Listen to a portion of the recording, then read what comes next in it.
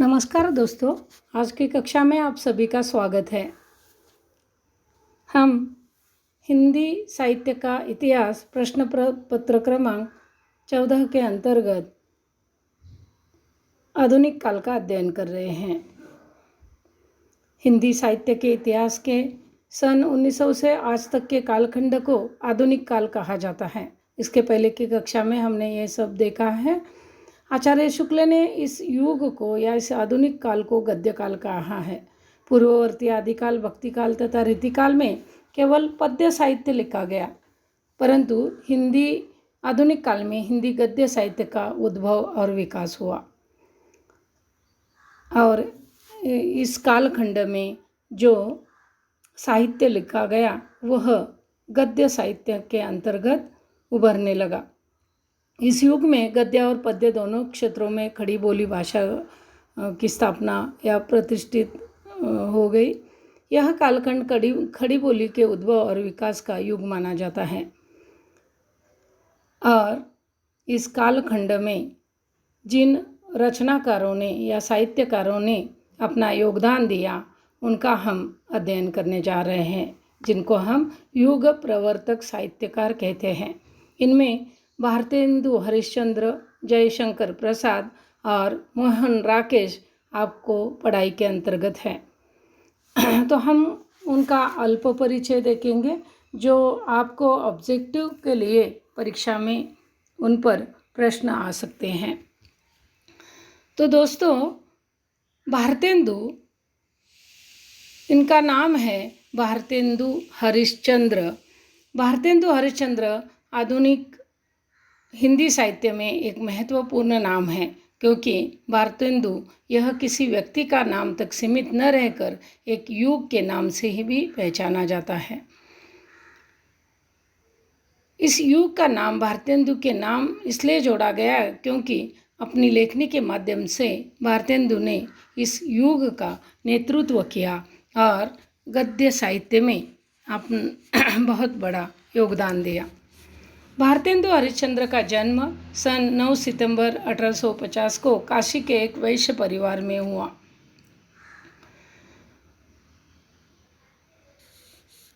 उन्होंने हिंदी की शिक्षा पंडित ईश्वर दत्त से, उर्दू की मौलवी ताज अली से और अंग्रेजी की शिक्षा शिव प्रसाद सितार से प्राप्त की थी।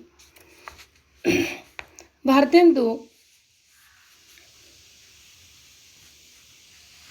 एक रसिक जीव थे। उन्होंने समाज एवं साहित्य के लिए बहुत बड़ा योगदान दिया है।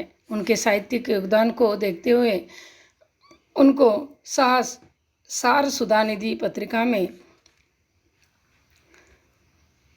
उनको पंडित रामेश्वर दत्त ने भारतेंदु यह उपाधि दी। हालांकि उनका नाम हरिश्चंद्र था। भारतेंदु ने पेनी रीडिंग नामक एक गोष्ठी की स्थापना की और चौखंबा स्कूल का निर्माण कर शिक्षा का प्रसार किया। अपने अंतिम दिनों में इन्हें आर्थिक अभाव से जूझना पड़ा। परिणामतः उनका स्वास्थ्य गिरने लगा और अंत में सन 25 जनवरी 1885 को क्षय रोग के कारण उनका निधन हुआ। भारतेंदु का साहित्य इस प्रकार है, या उनका कृतित्व जो है वह इस प्रकार है। काव्य के क्षेत्रों में उन्होंने भक्त सर्वस्व, तन्मय लीला, दान लीला, प्रेम तरंग, प्रेम पलाप, राज संग्रह, प्रेम माधुरी, बंदर सभा, बकरी का विलाप, वर्षा विनोद आदि काव्य संग्रहों का उन्होंने निर्माण किया। कथा साहित्य में उन्होंने पूर्ण प्रकाश चंद्रभागा, हमीरहट, राजसिंह सुलोचना, मादाल सोपाख्यान, शीलमती, सावित्री चरित्र, यह कथा साहित्य निर्माण किया। नाटक के क्षेत्र में उन्होंने बहुत बड़ा योगदान दिया है। सत्य हरिश्चंद्र, चंद्रावली, भारत दुर्दशा, नीलदेवी, अंधेर नगरी, वैदिक हिंसा, हिंसा न भवती, विशस्य विषम औषधम, सती प्रताप, प्रेम योगिनी आदि नाटक लिखे। साथ ही उन्होंने कुछ नाटकों का अनुवादन भी किया, जिसमें मुद्रा राक्षस, धनंजय विजय, रत्नावली नाटिका, कर्पूर मंजरी, विद्यासुंदर, भारत जन्नी शेक्सपियर के मर्चेंट ऑफ वेनिस का दुर्लभ बंधु नाम से भी उन्होंने अनुवाद किया। वे बहुत पत्र पत्रिकाओं से भी जुड़े थे। कवि वचन सुधा, हरिश्चंद्र मैगजीन, हरिश्चंद्र चंद्रिका, बाल बोधिनी आदि का पत्र पत्रिकाओं से भी वे जुड़े थे। इस प्रकार भारतेंदु हरिश्चंद्र जी का जो साहित्य भंडार है वह बहुत ही महत्वपूर्ण है और आधुनिक काल के लिए उन्होंने दिया हुआ यह बहुत बड़ा योगदान है। इसलिए उनको नव जागरण का अग्रदूत कहा जाता है। अगले युग प्रवर्तक कवि जो है या साहित्यकार जो है वह है जयशंकर प्रसाद।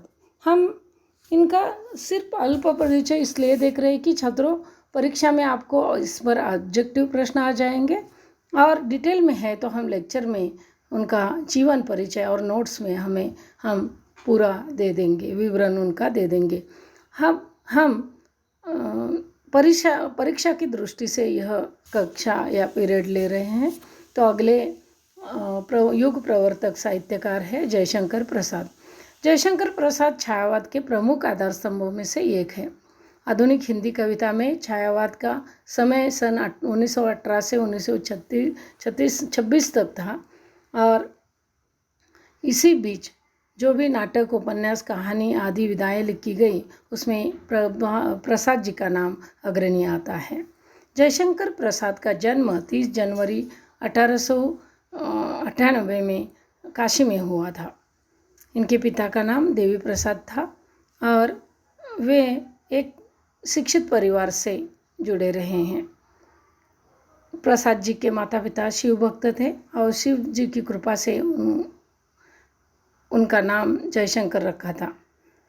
प्रसाद जी 9 वर्ष के समय से ही अपने बड़े भाई के साथ कविताएं लिखने लगे। प्रारंभ में वे कलाधर उपनाम से ब्रज भाषा में कविताएं लिखने लगे। बाद में धीरे धीरे खड़ी बोली हिंदी में काव्य रचना करने लगे। प्रसाद जी गंभीर स्वभाव के व्यक्ति थे। 1909 में उन्होंने उनकी आर्थिक सहायता से अंबिका प्रसाद जी ने हिंदू मासिक पत्र निकाला जिसमें जयशंकर प्रसाद जी की रचनाएं प्रकाशित होती रही और इस प्रकार वे आजन्म काव्य संसार या लेखनी चलाते रहे और अंत में वे बहुत ही आर्थिक स्थिति से बुरी तरह गुजर रहे थे और ऐसे में उनका देहांत 15 नवंबर 1937 को राजक्षमा से पीड़ित होकर उनकी मृत्यु हो गई। जयशंकर प्रसाद जी का साहित्य इस प्रकार है। उन्होंने जो काव्य कृतियाँ लिखी है वह अमर है। करुणालय, प्रेम प्रतीक, महाराणा का महत्व, चित्रधारा, कानन कुसुम, आंसू, झरना, लहर, कामायनी, यह उनका काव्य संसार है। इसमें आंसू, झरना, कामायनी छायावाद से प्रभावित होकर भी बहुत ही महत्वपूर्ण रचनाएं मानी जाती है जो उनकी कीर्ति का आधार स्तंभ है। उर्वशी और प्रेम राज्य नामक चंपू काव्य भी उन्होंने लिखा। इसके साथ साथ उन्होंने नाटक के क्षेत्र में बहुत बड़ा योगदान दिया है। सज्जन, कल्याणी परिणय, करुणालय, प्रायश्चित, राजश्री, विशाखा, अज्ञात शत्रु, जन्मेजय का नाग यज्ञ, कामना, स्कंदगुप्त, चंद्रगुप्त, एक घुट, ध्रुव स्वामिनी आदि काव्य संग्रह भी उन्होंने नाटक भी उन्होंने लिखे हैं। छाया, प्रतिध्वनि, आकाशदीप, चित्रधारा आदि, आंधी, इंद्रजाल, यह उनके कहानी संग्रह हैं। उपन्यास, कंकाल, तितली, इरावती, यह उनके उपन्यास हैं। इस तरह जयशंकर प्रसाद जी बहुमुखी प्रतिभा के धनी माने जाते हैं।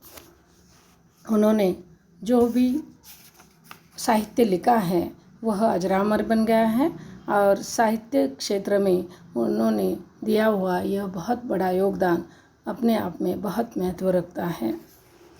और उन्होंने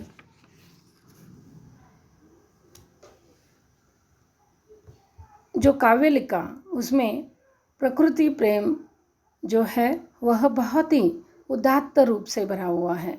विश्व सुंदरी प्रकृति में चेतनाकारों प्रसाद के काव्य की एक बहुत बड़ी विशेषता है। प्रसाद प्रकृति के वैभव और ऐश्वर्य के चित्रण से हमारे आँखों को चकाचौंध कर देते हैं। और प्रसाद जी का भारत की प्राचीन संस्कृति से बहुत बड़ा प्रेम था, गहरा प्रेम था। यह उनकी कविताओं में हमें दिखाई देता है। उन्होंने मुख्यतः 2 प्रकार के सौंदर्य का वर्णन किया है, मानवीय सौंदर्य और भाव सौंदर्य।